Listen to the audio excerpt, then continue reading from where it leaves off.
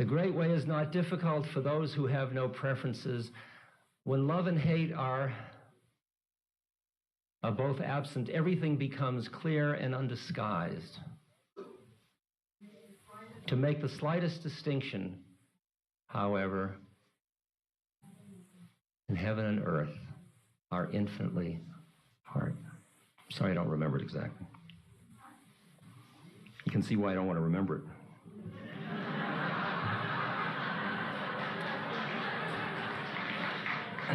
It's interesting because that doesn't mean have no preferences. And this isn't a cop-out. This is as deep as I can get. It doesn't mean having no preferences. It means not being attached to your preferences. Of course you have preferences and opinions, but you don't have preferences and opinions. That's the one, if you don't get what you want, you don't get what you want. How interesting. Because the interesting process is the transformation, not getting what you want all the time.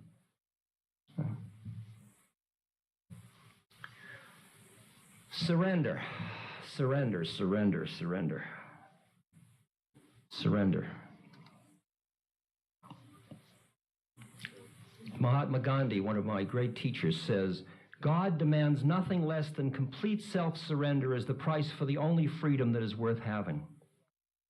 When a person thus loses herself or himself, she or he immediately finds himself in the service of all that lives. It becomes their delight and recreation. They are a new people never weary of spending themselves in the service of God's creation. It reminds me of the story of the pig and chicken that are walking down the street.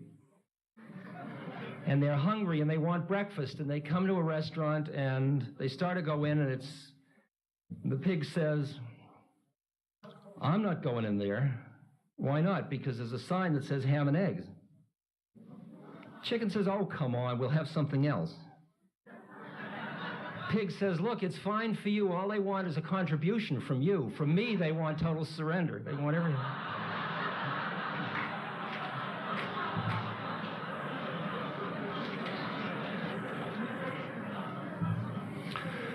Okay, I got to finish quick. I'm sorry I'm running so far. It's just such interesting stuff. If I do say, it's not mine. One of the things we develop along the way is the witness, the ability to quietly observe the phenomena, including our own behavior, our own emotions, our own reactions, and it's fascinating. And as you cultivate the witness more deeply, it's like you're living simultaneously on two levels.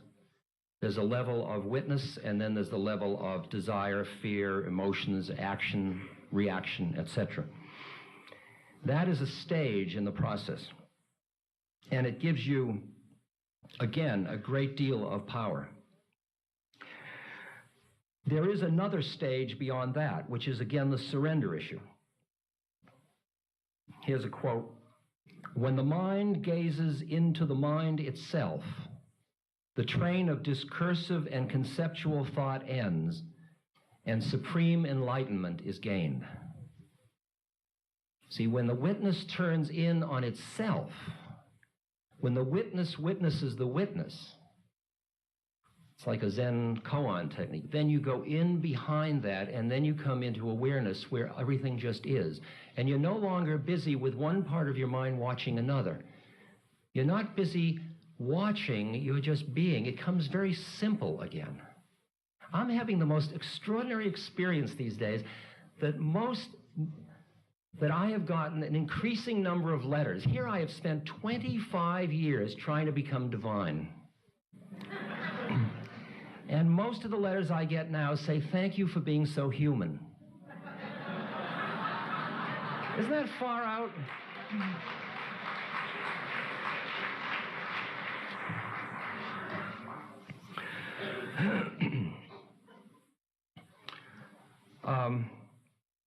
One of the big traps we have in the West is our intelligence, is our thinking, because we want to know we know.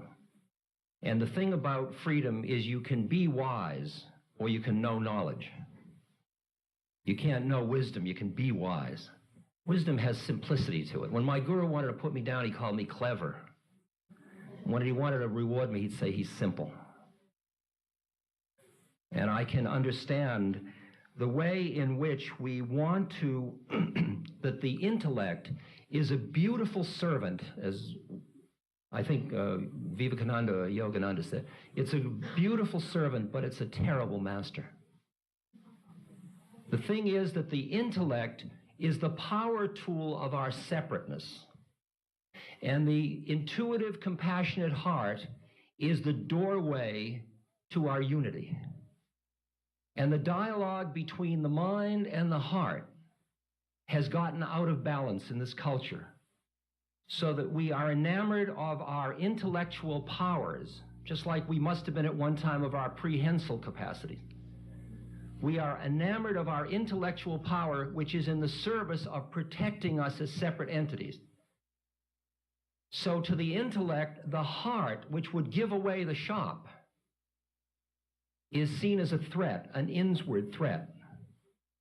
Because when you see somebody on the street, here, take my coat, here, take my money, here, and the mind's saying, now wait a minute, forget that lilies in the field crap, just think about tomorrow. Yeah.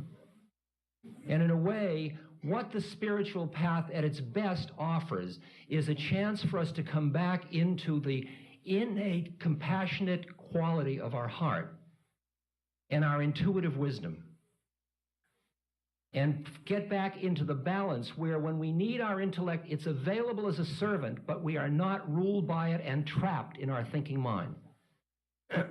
And to me, that is well worth working for, because as Albert Hoffman pointed out this morning, most of the social, ecological, and political problems we have are the creation of the human intellect, as along with all the benefits. And the answer to that is the re-recognition of the unitive nature of all things, and realizing you are nothing and therefore you are everything.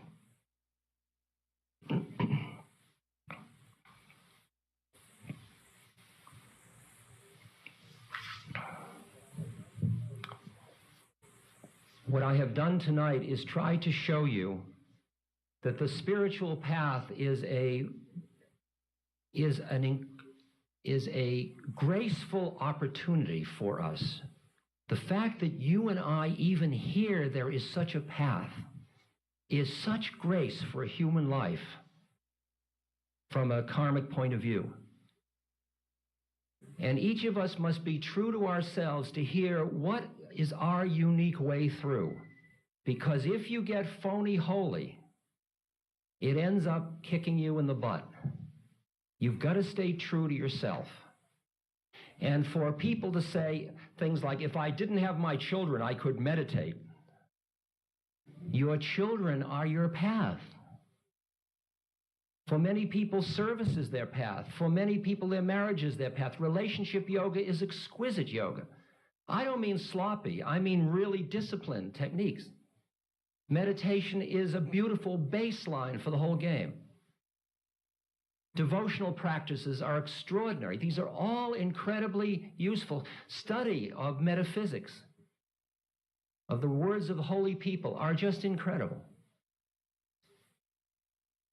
We have the chance to become the truth which we're yearning for.